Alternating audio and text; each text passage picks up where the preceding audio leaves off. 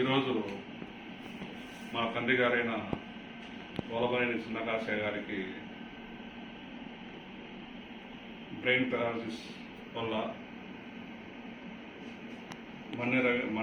మన్నే రవీంద్ర ఉదయ hospital మనం చేర్చడం జరిగింది.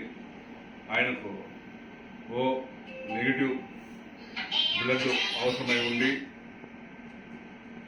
దానికి మేము ముస్లిం యూత్ సర్వీస్ సొసైటీ అధ్యక్షుడైన షేక్ ఇస్మాయిల్ గారిని సంప్రదించడం జరిగింది.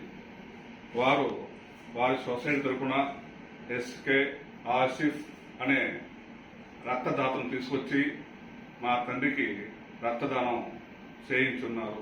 కావున వారి సొసైటీ తరఫున వారి సొసైటీకి నా తరఫున ఎస్కే ఇస్మాయిల్ గారికి, తర్వాత ఎస్కే ఆసిఫ్ గారికి నా ధన్యవాదాలు తెలుపుతూ వారికి నేను ఎప్పుడు కూడా రుణపడి ఉంటానని కోరుకుంటున్నాను. నేను మాట కట్ చేయండి.